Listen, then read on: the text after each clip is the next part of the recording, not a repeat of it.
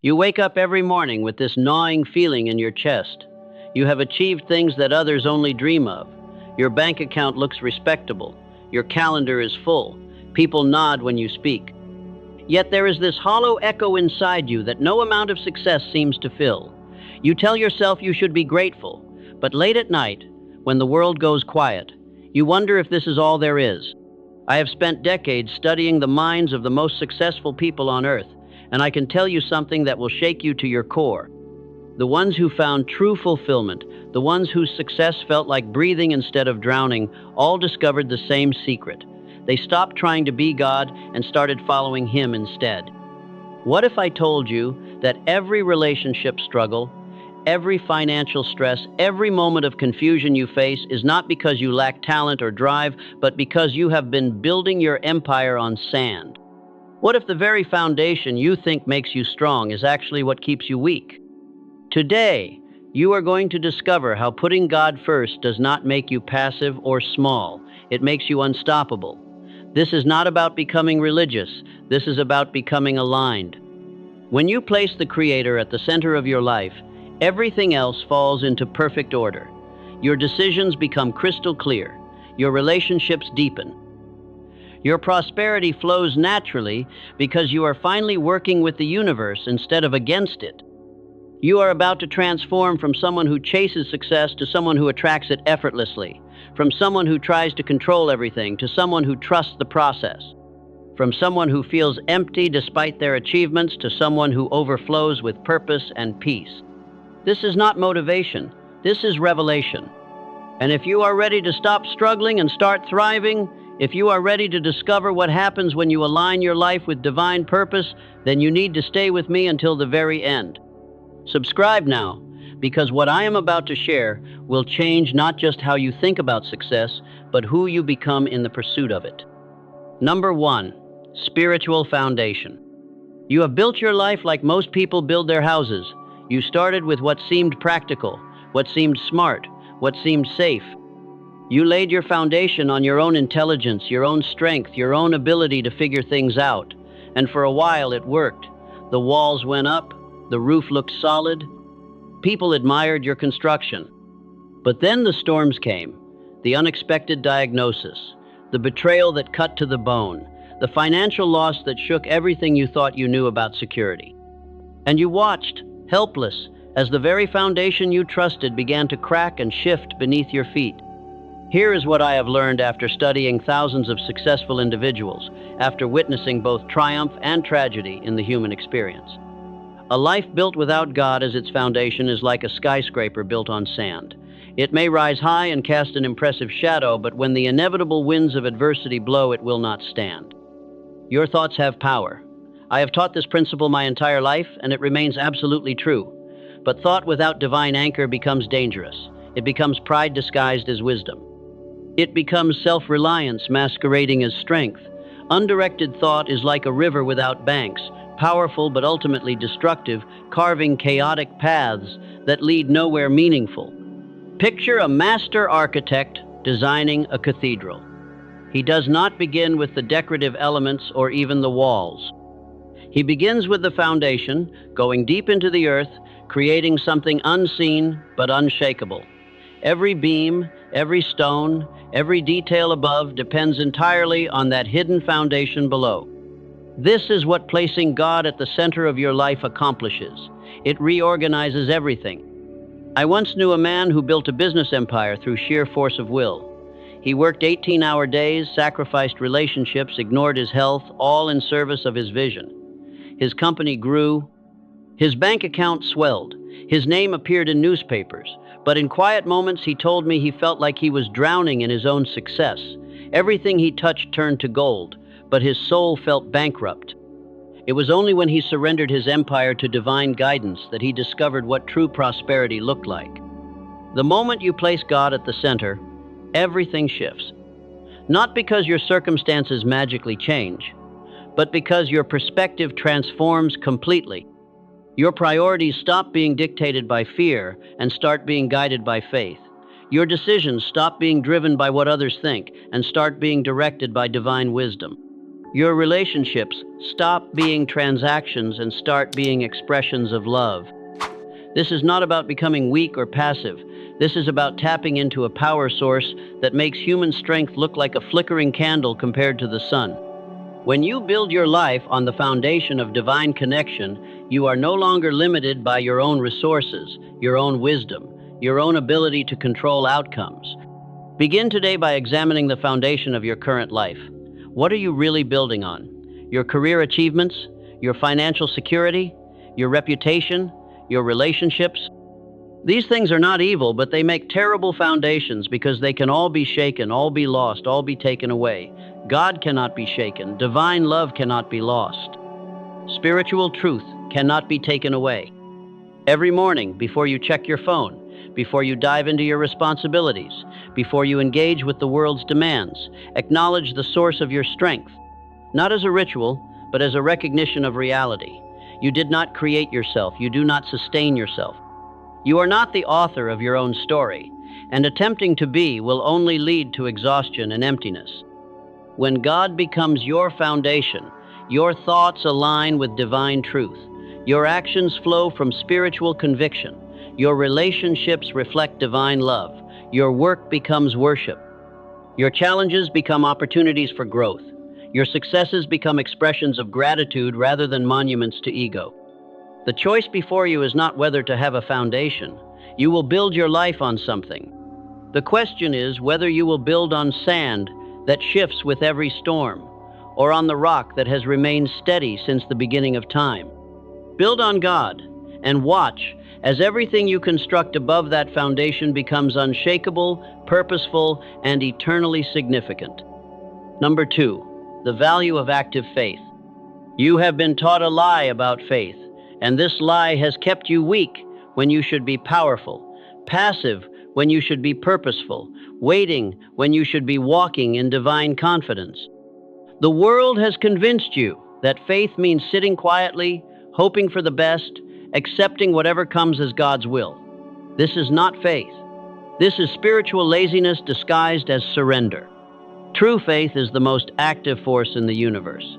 It demands that you show up, that you engage, that you partner with divine power in creating the life you were meant to live. Faith without action is like a seed that refuses to push through the soil. It contains all the potential for magnificent growth, but it chooses the comfort of darkness over the risk of reaching toward the light. Real faith gets its hands dirty. It prays and then it moves. It believes and then it builds. It trusts and then it takes the step, even when the path ahead is unclear. There are 2 types of people in this world: those who act from impulse and those who act from divine conviction. The first group moves quickly, frantically, driven by fear of missing out or anxiety about falling behind. They make decisions in urgency, relationships in desperation, investments in panic. The second group moves with deliberate power, driven by an inner knowing that transcends human understanding. They recognize peace as God's green light and restlessness as his stop sign. Imagine a ship captain navigating through a storm. He has 2 options. He can panic, grab the wheel, and steer frantically in whatever direction feels right in the moment, likely crashing on the rocks. Or he can consult his compass, study his charts, listen to the weather patterns, and make calculated movements guided by proven principles. The second captain demonstrates active faith. He trusts his instruments while actively engaging with them. I once observed a woman who had lost everything in a business partnership gone wrong. Her life savings vanished overnight due to another person's dishonesty. She had every reason to act desperately, to grab at any opportunity that might restore her financial security. Instead, she spent 3 months in prayer and careful consideration before making her next move. Her friends called her foolish for waiting. Her family pressured her to take the first job offer that came along. But she had learned to distinguish between God's timing and the world's urgency. When she finally moved, it was into an opportunity that not only restored her finances, but aligned perfectly with her deepest values and gifts. The turning point in your life will come when you realize that rushing is not the same as moving with purpose. When you understand that God's delays are not God's denials. When you discover that divine timing often contradicts human timing, but divine timing is always perfect timing.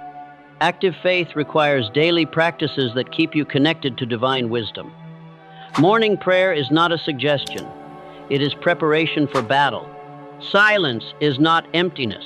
It is the space where divine whispers become audible above life's noise. Discernment is not overthinking. It is the spiritual skill of sensing God's direction through peace and unrest in your spirit. Start practicing this immediately. Before you make any significant decision, pause. Not because you are afraid to move, but because you refuse to move without divine guidance. Ask yourself, does this decision bring peace to my spirit, or does it create anxiety? Peace is God's way of saying proceed. Anxiety is often His way of saying wait or redirect. Learn to distinguish between the voice of fear and the voice of wisdom. Fear screams urgently about what might go wrong. Wisdom whispers quietly about what aligns with divine purpose. Fear demands immediate action to avoid imagined disasters. Wisdom suggests patient movement toward confirmed direction. When you pray, do not just talk. Listen. When you listen, do not just wait for dramatic signs. Pay attention to the subtle peace that settles over certain choices and the subtle unrest that accompanies others. God often speaks through your spiritual intuition before He speaks through external circumstances. Reduce the noise in your life deliberately. Turn off the constant stream of opinions, advice, and external pressure that drowns out divine guidance.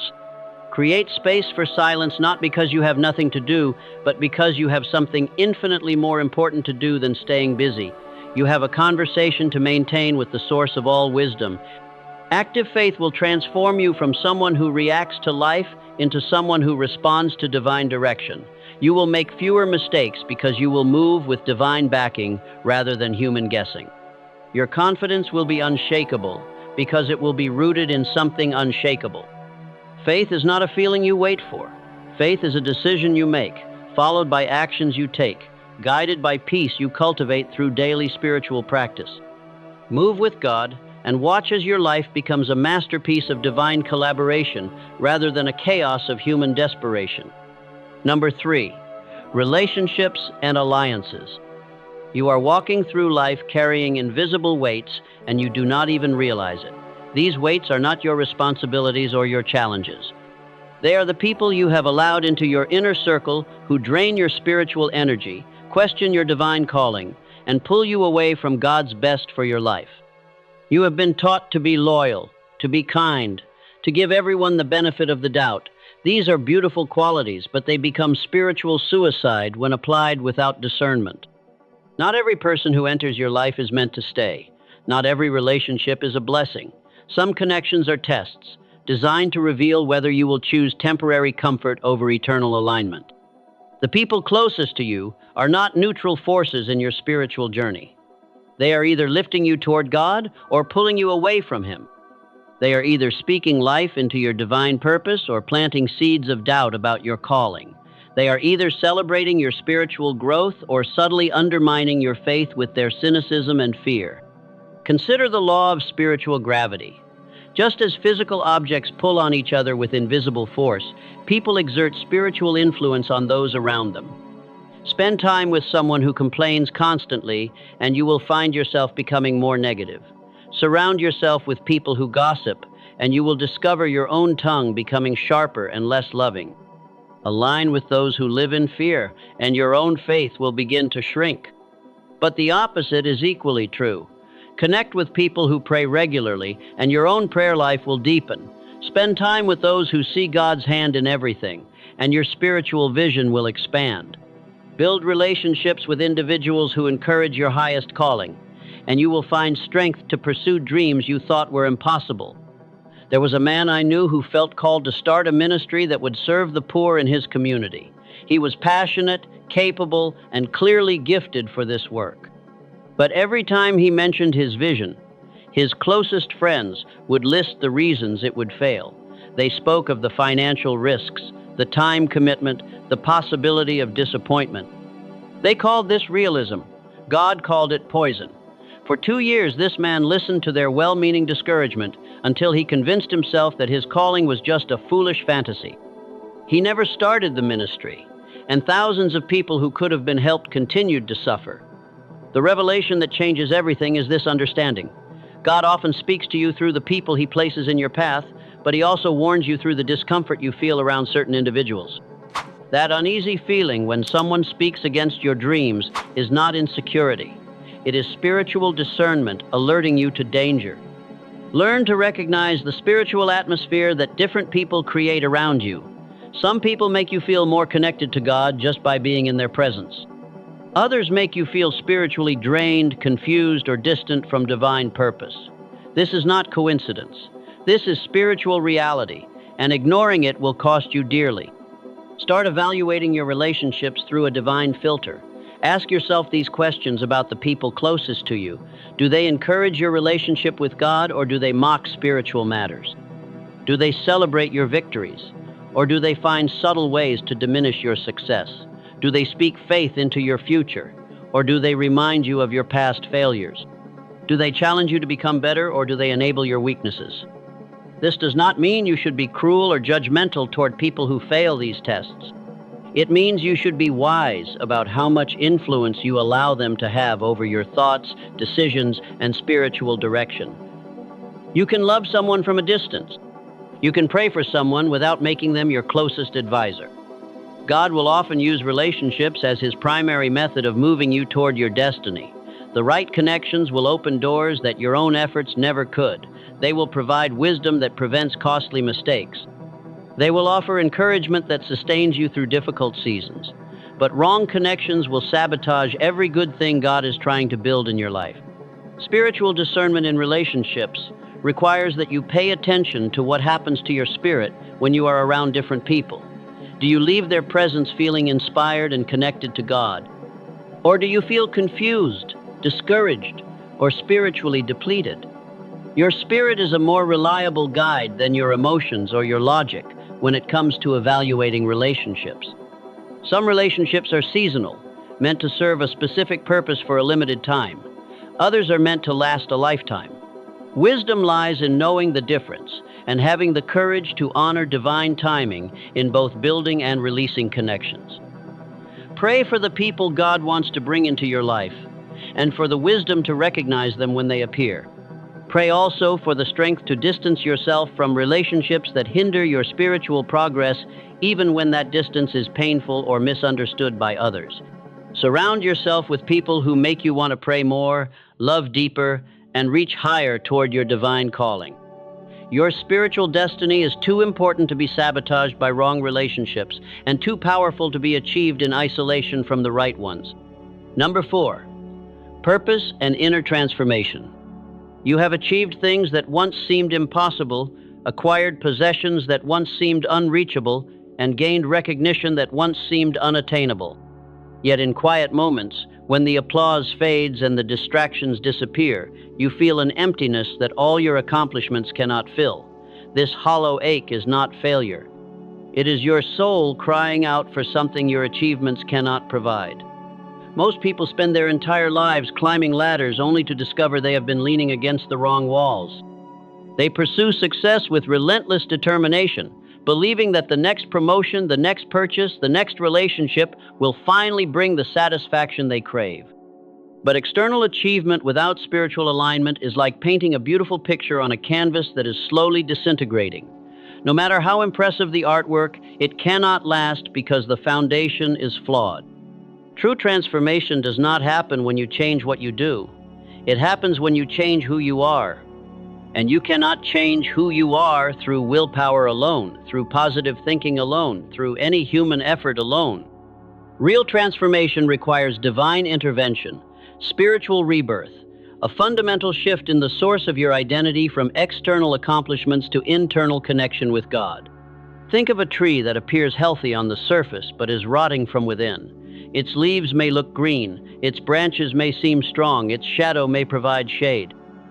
But because the core is diseased, it is only a matter of time before the entire structure collapses. This is what happens when you build your sense of worth on anything other than your relationship with God. You may look successful to everyone around you, but you know something essential is missing. I remember a conversation with a man who owned multiple companies and employed hundreds of people. By every external measure, he was extraordinarily successful. But he confessed to me that he felt like an actor playing a role that no longer fit. His work had become mechanical, his relationships had become transactional, and his dreams had become burdens. It was only when he began seeking God's purpose for his life that his work transformed from obligation into worship, his relationships from networking into ministry, and his dreams from ego projects into divine assignments. The shift happens when you stop asking what you can achieve and start asking who God is calling you to become. When you stop measuring success by what you accumulate and start measuring it by how closely you align with divine purpose, when you stop trying to impress others and start trying to honor the one who created you, this is not about abandoning your goals or becoming less ambitious. This is about infusing your ambition with spiritual purpose, aligning your goals with God's plan, and discovering that divine alignment actually increases your effectiveness rather than limiting it. When you work with God instead of working for yourself alone, you tap into resources that human effort cannot access. Inner transformation begins with a simple but profound recognition. You are not your achievements, you are not your possessions, you are not your reputation, you are not even your failures or your past mistakes. You are a divine creation designed for specific purposes that only you can fulfill when you are connected to your Creator. Start each day by asking God to show you who He is calling you to become, not just what He is calling you to do. Character transformation always precedes circumstantial transformation.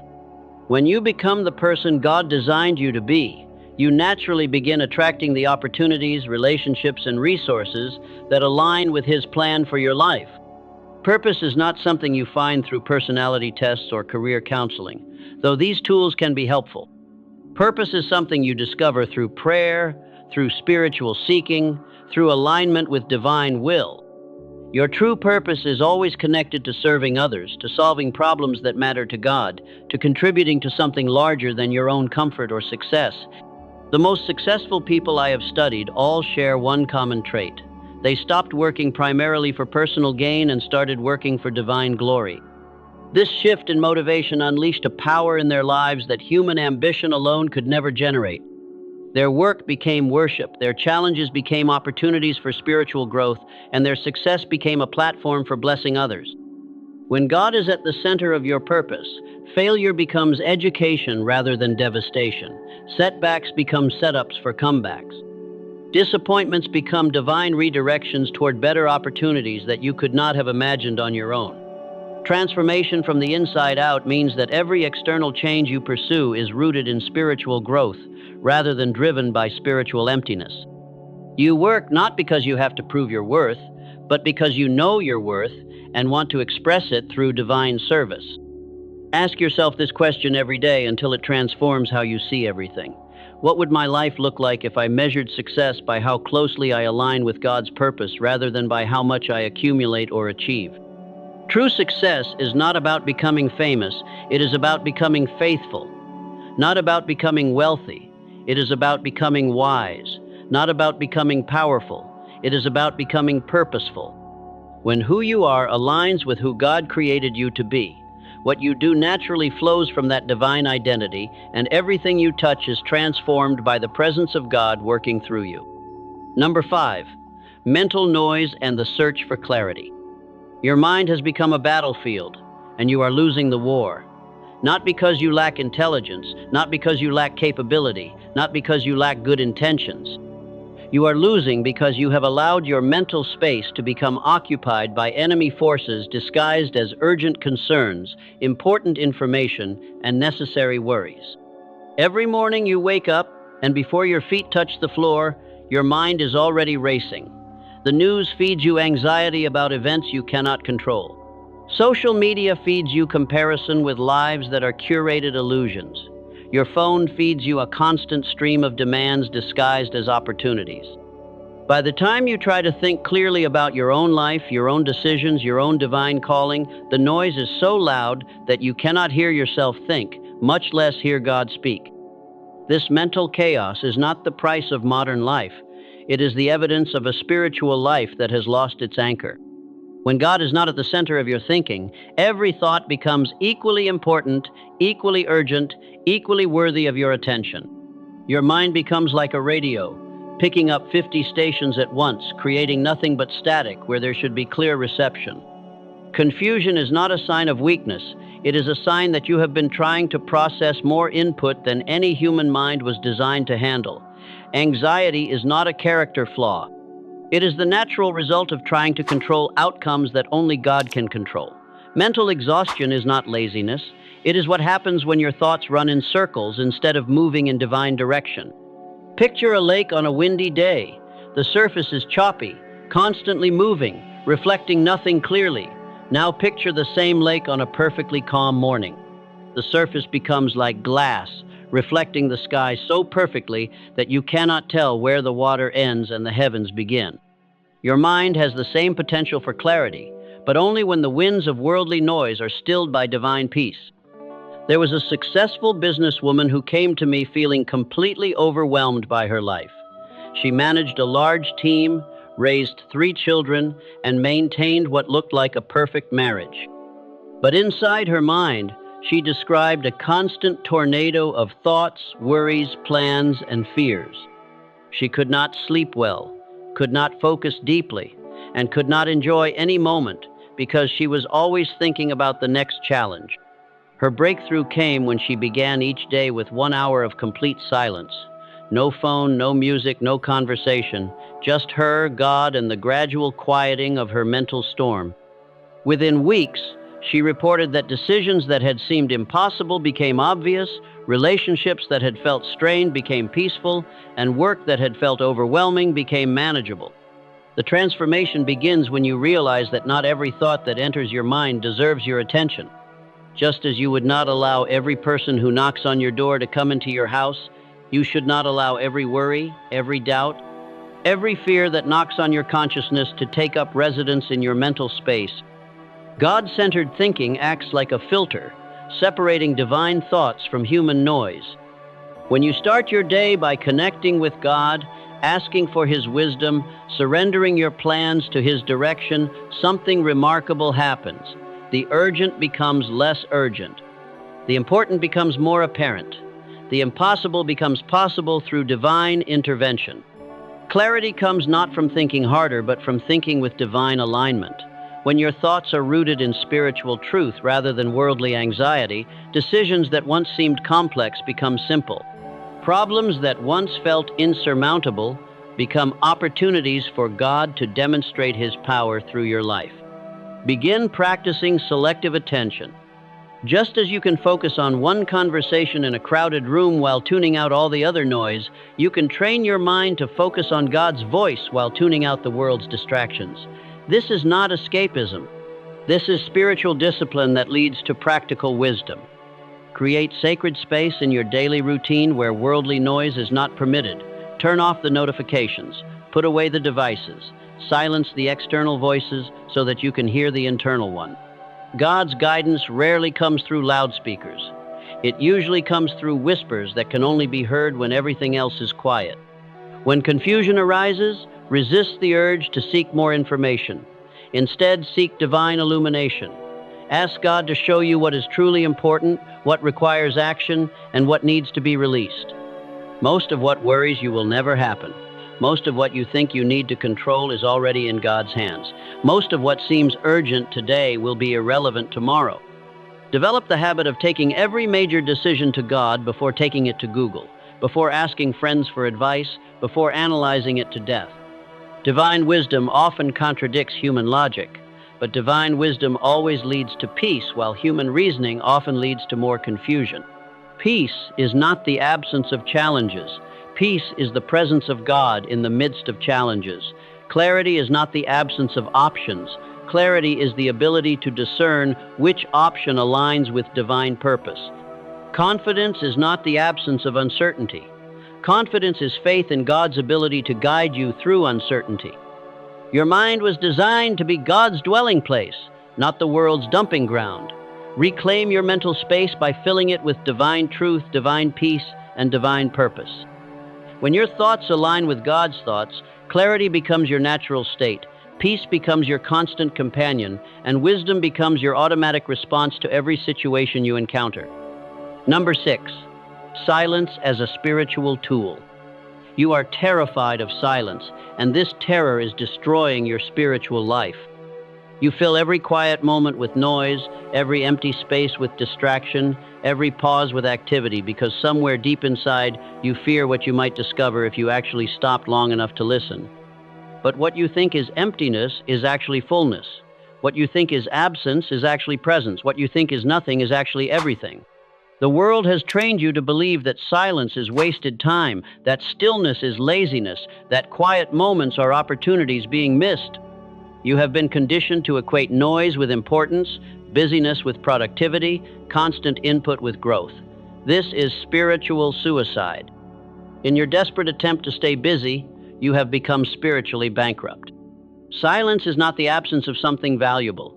Silence is the presence of something sacred.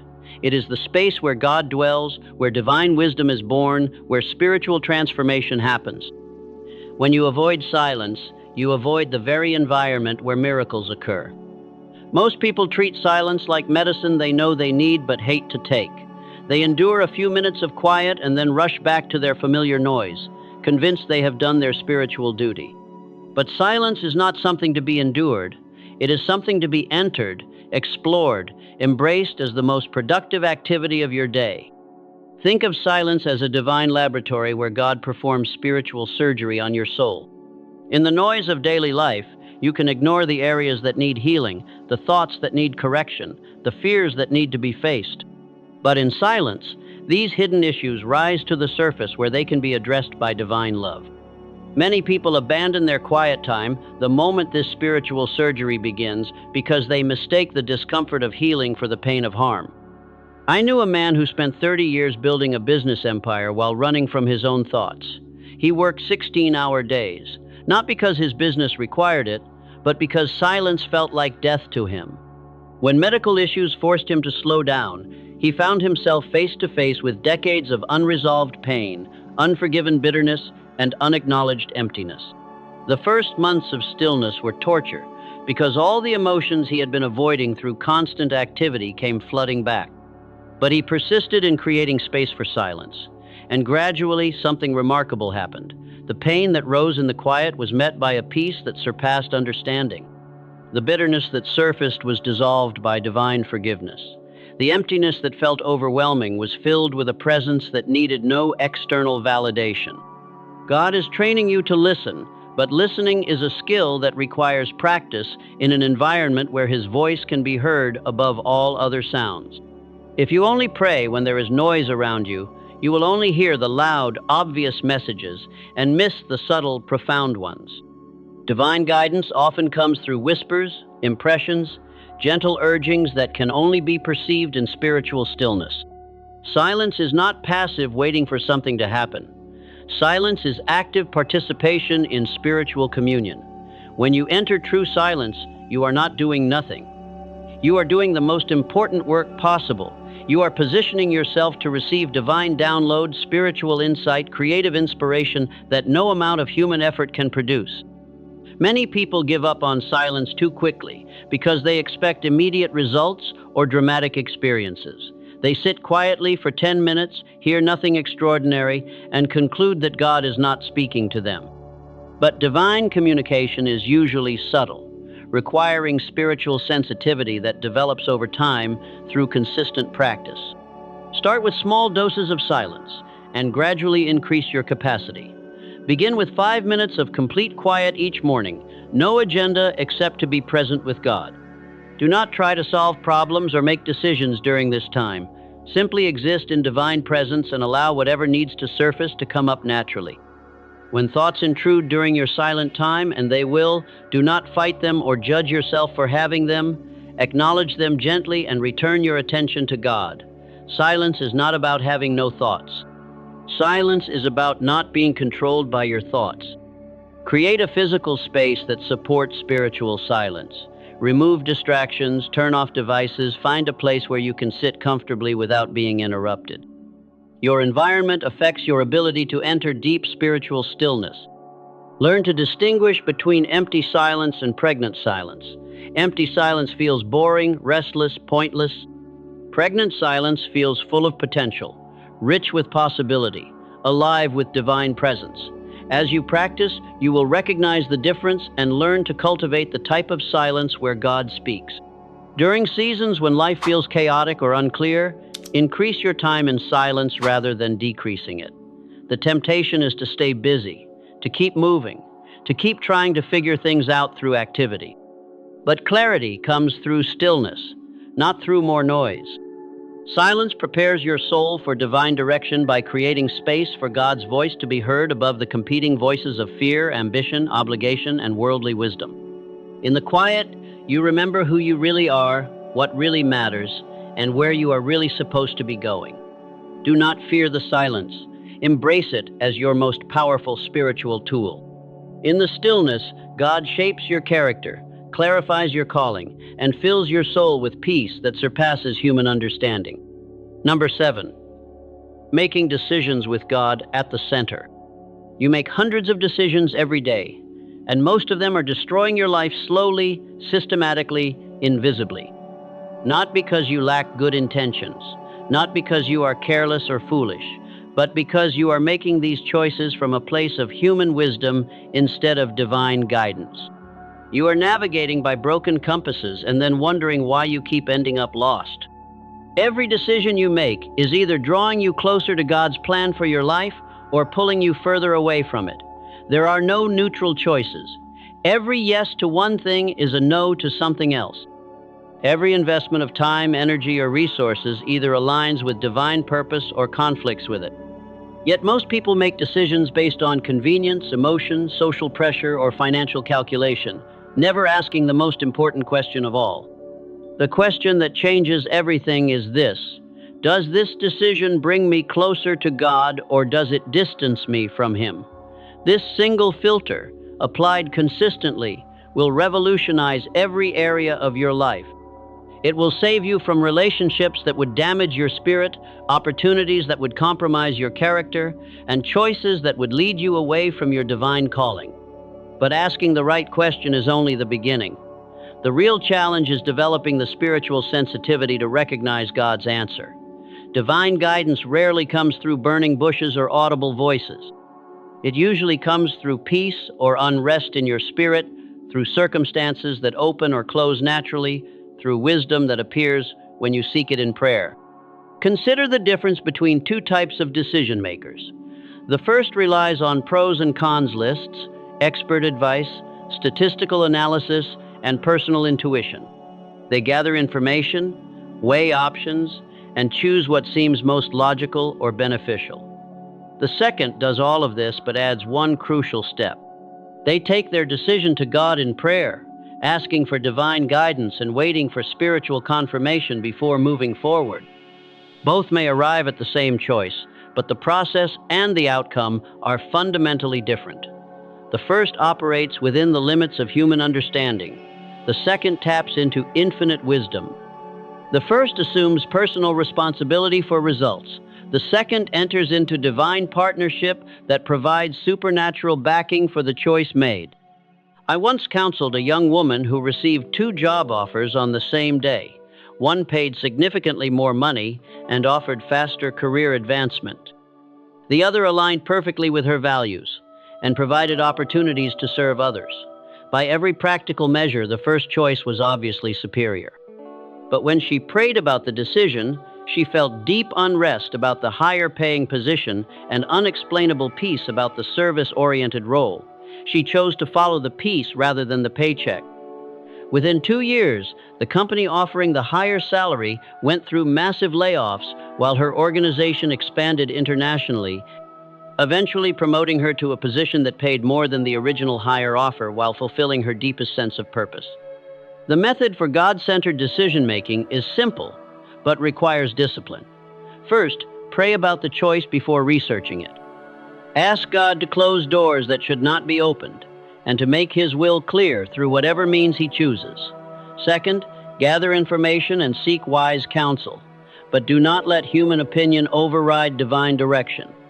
Third, Watch for signs of confirmation or warning through circumstances, through peace or unrest in your spirit, through the advice of spiritually mature people. Fourth, make your decision based on spiritual conviction rather than human reasoning alone.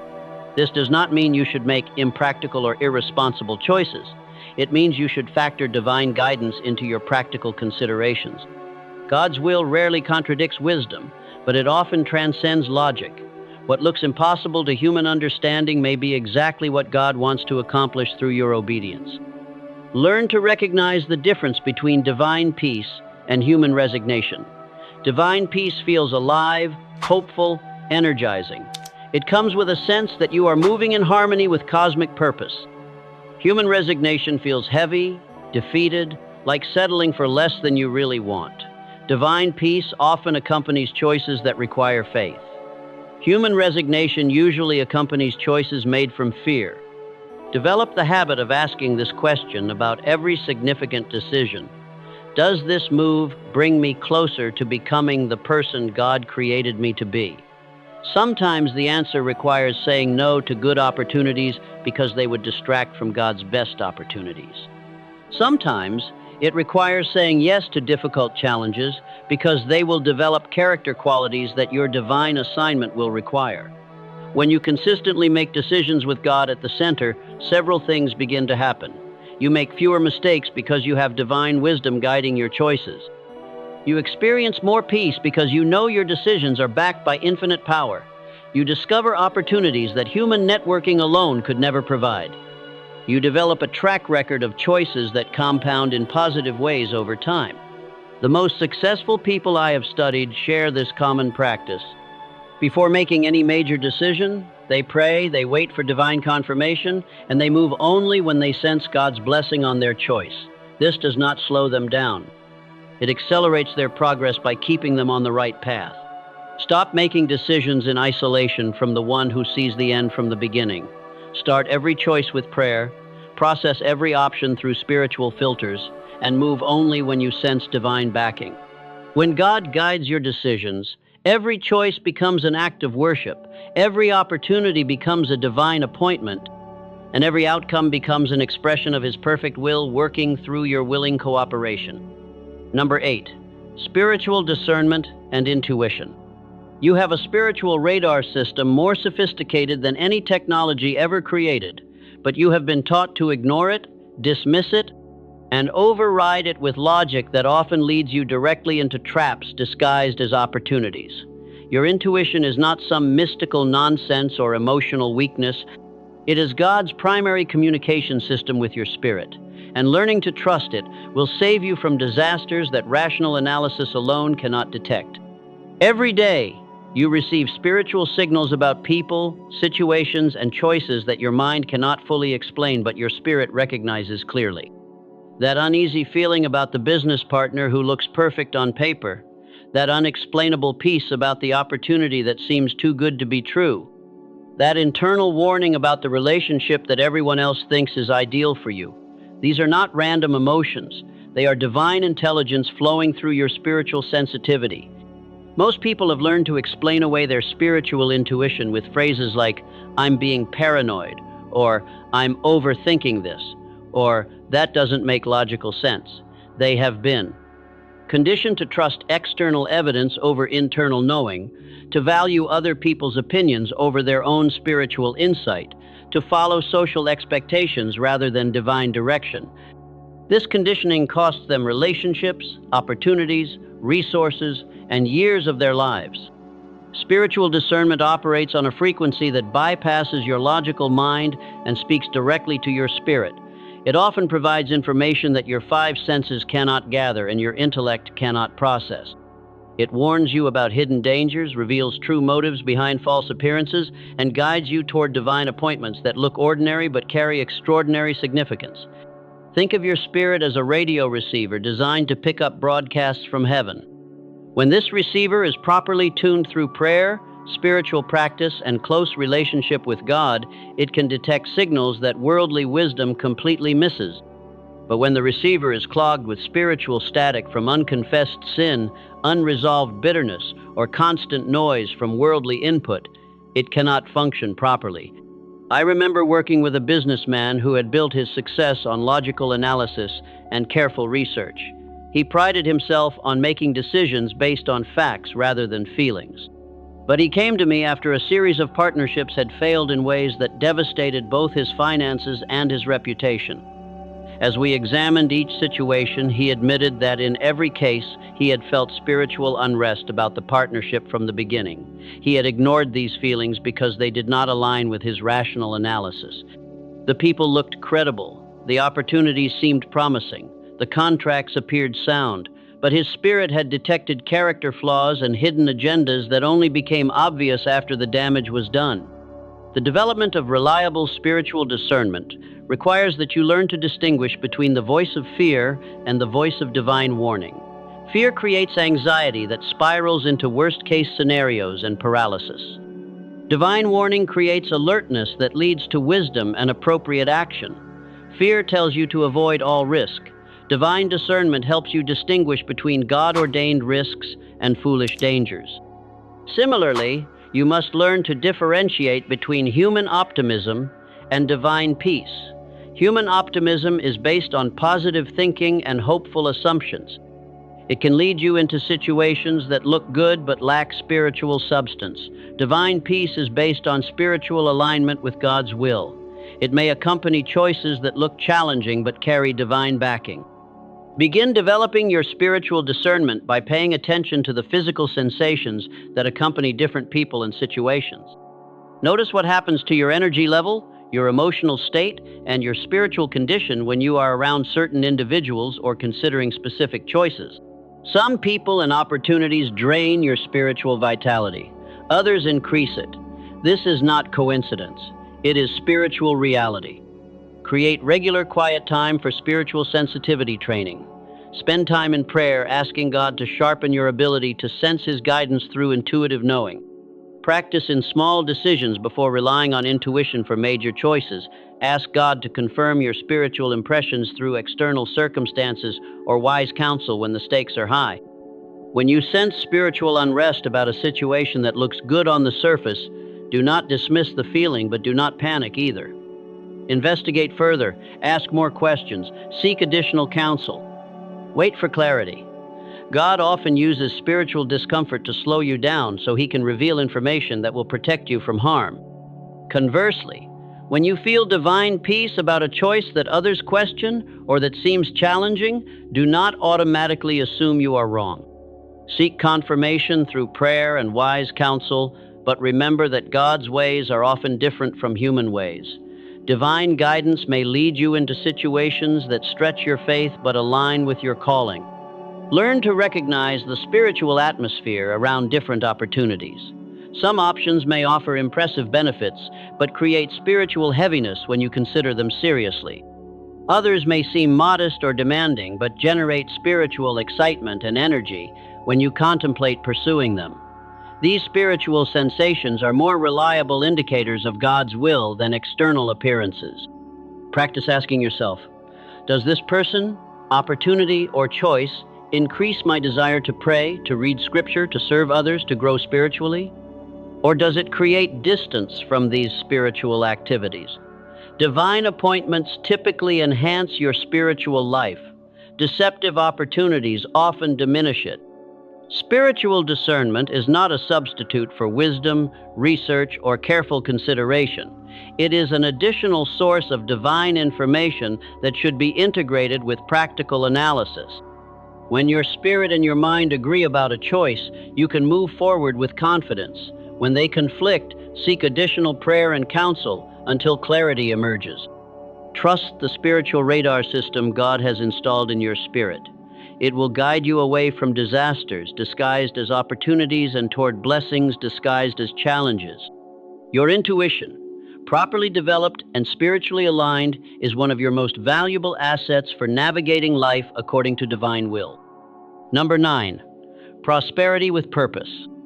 You have been lied to about prosperity, and this lie has cost you both wealth and peace. The world has taught you that money is inherently evil, that poverty is spiritually noble, and that seeking financial success somehow distances you from God.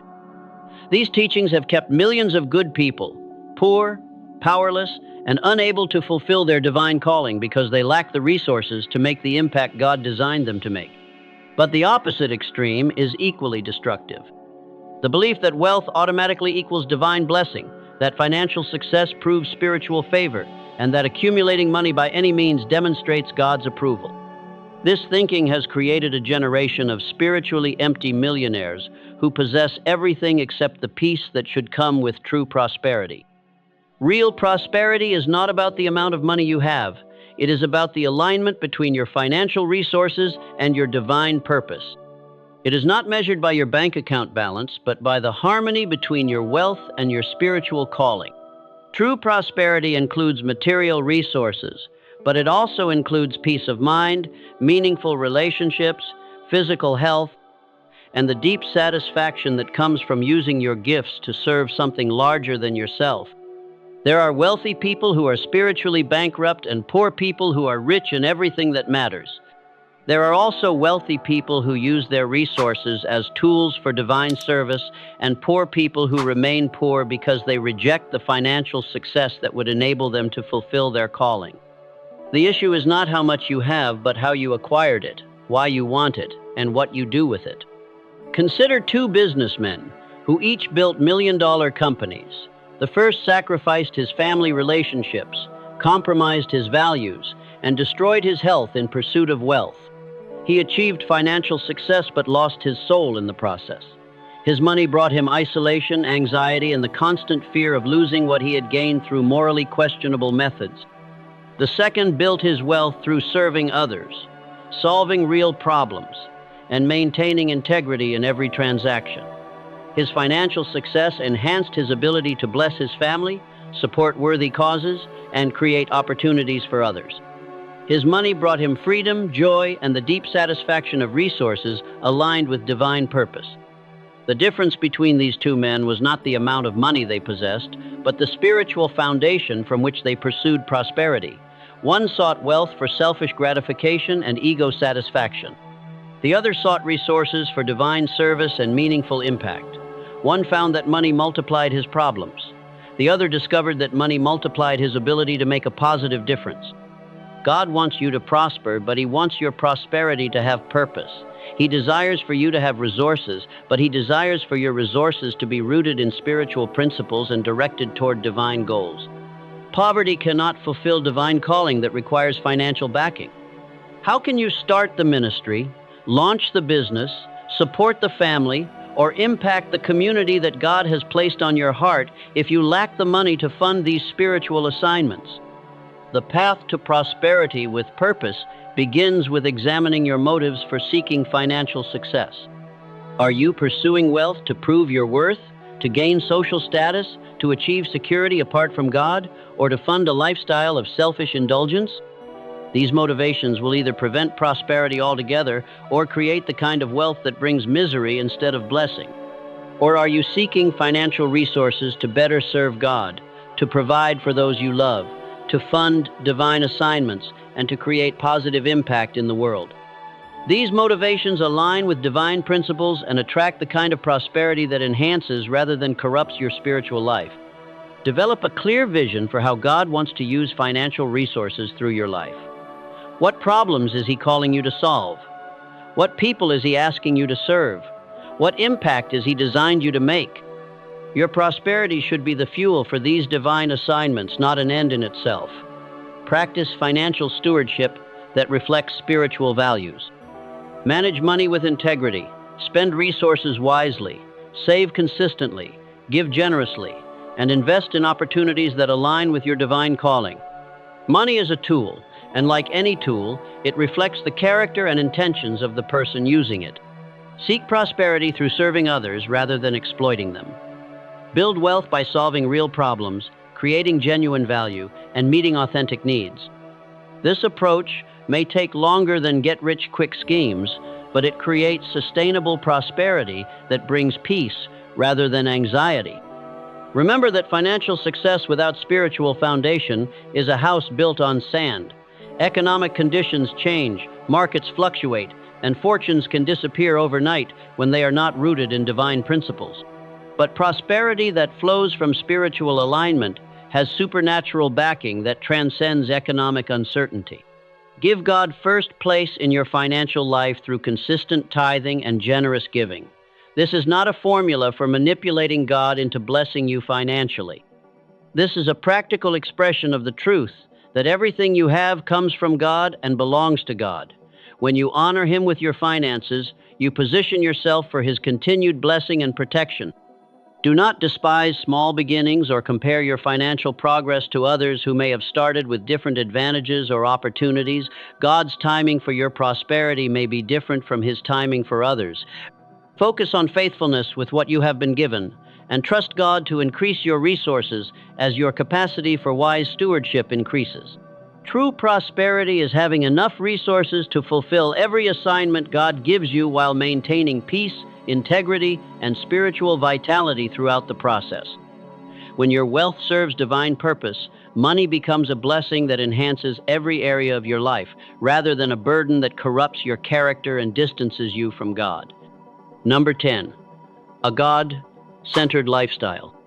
You have spent years trying to add God to your existing life, and you wonder why nothing seems to change fundamentally.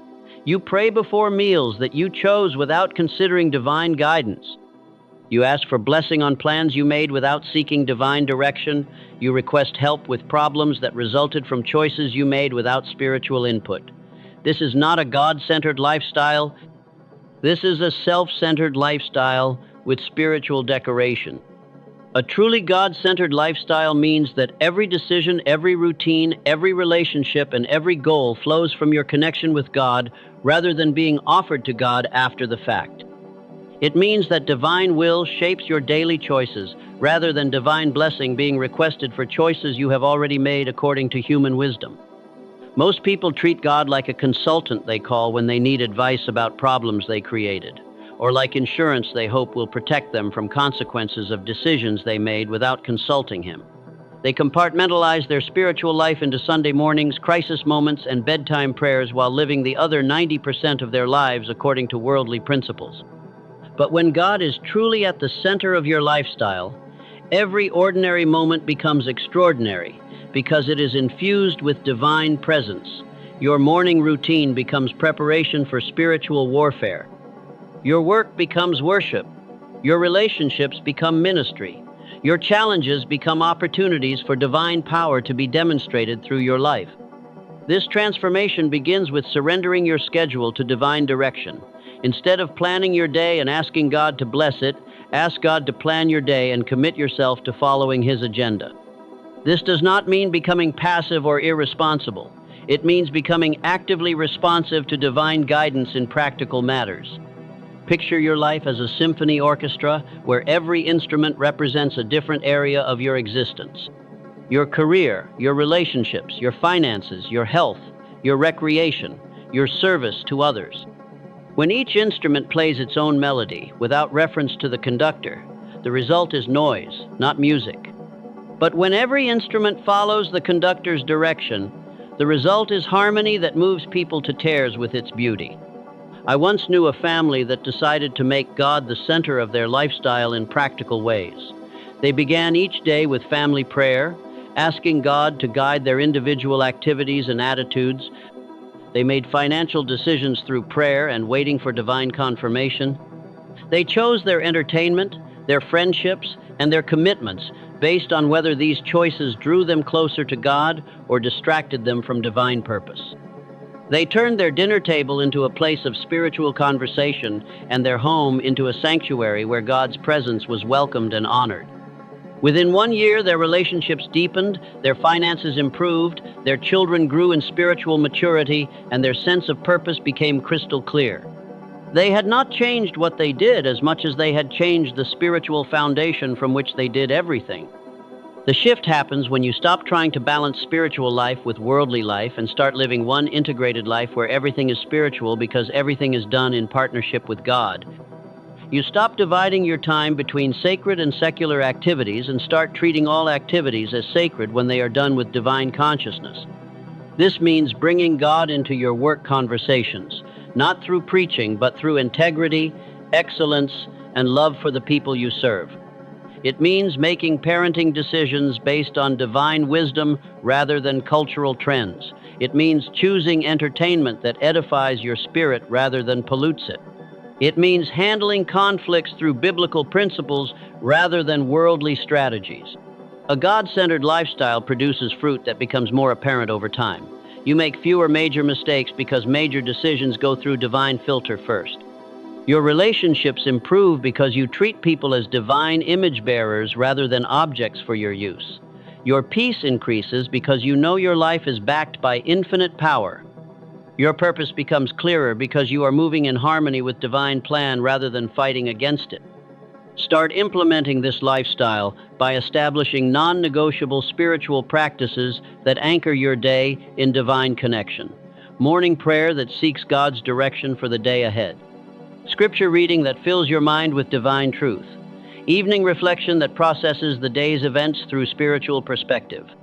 These are not religious duties, but practical tools for maintaining divine alignment in daily life. Develop the habit of acknowledging God's presence and seeking His guidance in ordinary moments throughout your day. Before important phone calls, before difficult conversations, before financial decisions, before choosing how to spend your free time, this constant communion creates a lifestyle where divine wisdom influences every choice rather than being reserved for crisis moments. Choose relationships, entertainment, and activities that support your spiritual growth rather than undermine it. This does not mean isolating yourself from people who do not share your faith, but it does mean being intentional about who has the most influence over your thoughts, attitudes, and decisions. When challenges arise, and they will, respond through spiritual principles rather than worldly reflexes. Forgive quickly, trust God's sovereignty, look for divine purpose in difficulties, and maintain faith that God can bring good from any situation when you remain aligned with His will. Live with eternal perspective that values spiritual significance over temporary success, divine approval over human applause, and kingdom impact over personal comfort. This perspective transforms how you invest your time, energy, and resources. A God-centered lifestyle is not about perfection, but about direction. It is about consistently orienting your life around divine priorities rather than human ambitions, spiritual principles rather than worldly strategies, and eternal values rather than temporary desires. When God is truly at the center of your lifestyle, you discover that following divine will does not limit your potential, but unleashes it in ways that purely human effort never could accomplish. You are standing at the threshold of a life you have always sensed was possible but never quite knew how to reach. Everything that brought you to this moment, every struggle that seemed to break you, every victory that felt hollow, every question that kept you awake in the quiet hours, has been preparing you for this one profound realization. When you place God first, you do not lose yourself. You find yourself. You do not become smaller, you become infinite. You do not surrender your power. You connect to the source of all power. The life you thought you wanted pales in comparison to the life that begins to unfold when divine will becomes your true north. Picture a river that has been fighting against its banks, creating turbulence and chaos, wasting enormous energy and resistance. The moment that river aligns with its natural course, everything changes. The water flows with effortless power, carving new paths, nourishing everything it touches, moving with unstoppable grace toward its destined purpose. This is what happens to your life when alignment replaces resistance. The relationships that seemed complicated become clear. The decisions that felt overwhelming become obvious. The purpose that felt elusive becomes magnetic. The peace that seemed impossible becomes your natural state. Not because your circumstances change overnight, but because you change, and your changed perspective transforms everything you touch. There is no going back from this place of knowing. Once you taste the freedom that comes from divine alignment, once you experience the power that flows through surrendered will, once you feel the peace that surpasses understanding, you cannot return to the exhausting life of trying to be your own God. This is not the end of your journey. This is the beginning of the journey you were always meant to take. Every day from this moment forward becomes an opportunity to deepen this alignment, to discover new dimensions of divine partnership, to witness miracles that logic cannot explain but faith makes inevitable. Subscribe to continue walking this path of transformation, because what you have discovered today is not a destination but a doorway. What you have received is not information but invitation. What you have experienced is not conclusion but commencement. The aligned life is not something you achieve once and forget. It is something you choose daily, moment by moment, breath by breath, until choosing God first becomes as natural as breathing itself. Your real life is just beginning.